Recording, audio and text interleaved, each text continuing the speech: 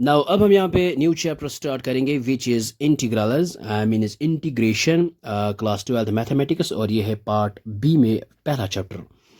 और इंटीग्रेशन का मतलब होता है रिवर्स प्रोसेस ऑफ डिफरेंशिएशन। हम यहाँ पे लिख सकते हैं integration is the branch of calculus that deals with finding the integral और anti derivative of a function.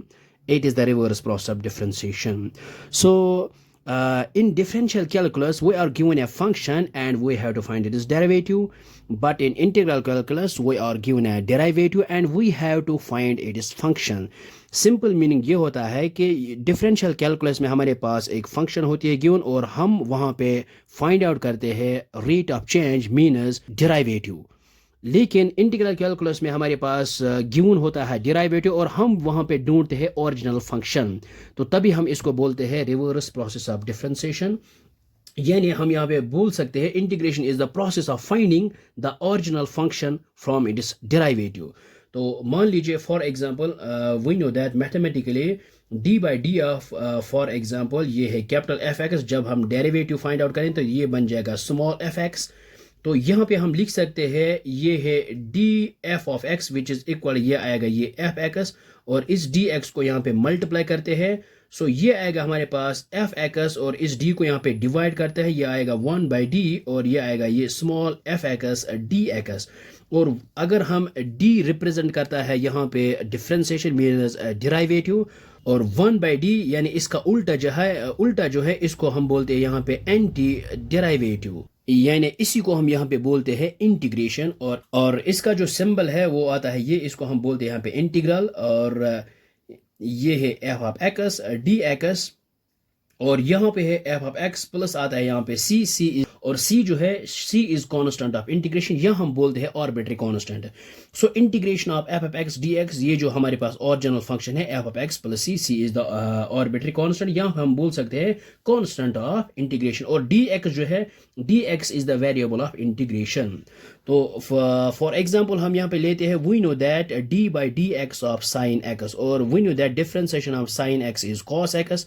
सो ये आएगा d of sin x which is equal, यहाँ पे आएगा कॉस एक्स डी एक्स और यहाँ पे आएगा sign x which is equal, ये आएगा 1 बाई डी और ये है यहाँ पे कॉस एक्स डी एक्स और इसको हम यहाँ पे इंटीग्रेशन बोलते हैं integral cos x D x. तो ये आता है साइन एक्स, लेकिन यहाँ पे सी आता है, C is the arbitrary constant. So integration of cos is sin x लेकिन प्लस आता है C is. So integration is the process reverse process of differentiation used to find the original function or area under curve. So integration का अगर हम in other simple words में बोल सकते हैं, इंटीग्रेशन का मतलब होता है कोई चीज़ जमा करना, एक्यूमुलेट करना, गैदर करना, तो इसको हम बोलते हैं यहाँ पे integration, to integrate the function. तो डिफरेंशियल कैलकुलस में हमारे पास फंक्शन होती है, हम वहाँ पे डेरिवेटिव फाइंड आउट करते हैं, लेकिन इंटीग्रल कैलकुलस में हमारे पास डेरिवेटिव होता है और हम वहाँ पे ढूंढते हैं ओरिजिनल फंक्शन। तो चलिए एक एग्जांपल से हम सीखते हैं। मान लीजिए y इज इक्वल हमारे पास है x to the power 6 plus आएगा यहाँ पे फॉर एग्जाम्पल 9। तो ये हमारे पास एक फंक्शन है और हम यहाँ पे डिफरेंशिएट करेंगे मीनस डेरिवेटिव फाइंड आउट करेंगे। सो ये आएगा we know that x power n, we know that differentiation of x power n ये आता है n x to the power n minus 1। तो n की जगह पुट करेंगे 6, ये आएगा नीचे 6x टू द पावर यहाँ पे आएगा 5 प्लस और दिस इज कांस्टेंट और we know that differentiation of constant is 0। So ये आएगा हमारे पास d Y by D x which is equal to 6x to the power 5। So this is the derivative of the given function. तो ये हमारे पास function थी, ये है इसका डेरिवेटिव, लेकिन ये है डिफरेंशियल कैलकुलस पोर्शन। लेकिन जब हम इंटीग्रेशन करते हैं हमारे पास डेरिवेटिव होता है, हम यहाँ पे इस डेरिवेटिव की ओरिजिनल फंक्शंस ढूंढते हैं। मान लीजिए ये हमारे पास है D Y by D X और ये है हमारे पास डेरिवेटिव यानी 6x टू द पावर 5 और इसका हम यहाँ पे ओरिजिनल फंक्शन ढूंढेंगे। सो ये आएगा D Y which is equal आएगा 6x टू द पावर 5 और इस डी एक्स को यहाँ पे मल्टीप्लाई करते हैं। सो ये आएगा y इज इक्वल इस d को यहाँ पे डिवाइड करते हैं, ये आएगा 1 बाई डी और यहाँ पे आएगा 6x टू द पावर 5 और ये आएगा यहाँ पे dx। So y is equal ये है इंटीग्रल सिंबल और 6x टू द पावर 5 और यहाँ पे है dx और इंटीग्रेशन में जो ये कांस्टेंट है इसको हम बाहर लिखते हैं। सो ये आएगा y इज इक्वल टू 6 आएगा बाहर और integration of x to the power 5 dx।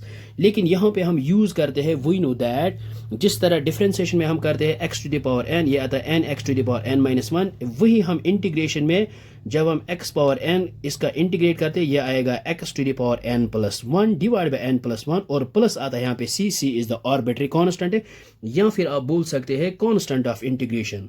सो यहाँ पे आएगा y इज इक्वल टू 6 और यहाँ पे x to the power 5, so n की जगह पुट करेंगे 5, ये आएगा x to the power 5 plus 1, ये आएगा 6 ऊपर भी और नीचे भी, और प्लस आएगा c तो 6 एंड 6 गेट्स कैंसल्ड, सो ये आएगा y is equal x to the power 6 plus आएगा c, so this is the original function.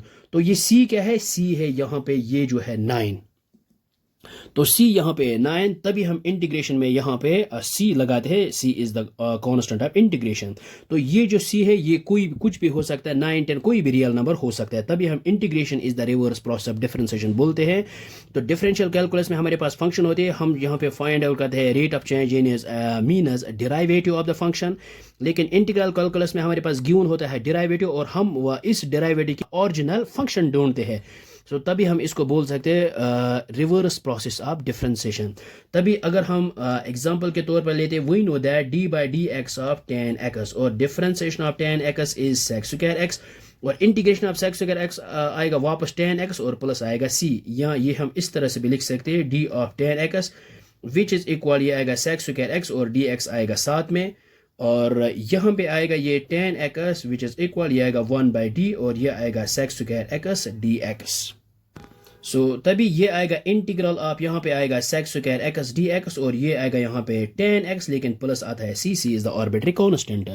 So I hope आपको ये समझ में आया होगा कि differentiation and integration are the reverse processes, और integration is the reverse process of differentiation used to find the original function, या हम बोल सकते हैं OR area under curve. So I hope आपको ये समझ में आया होगा, ये बहुत ही आसान है। So thanks for watching this video.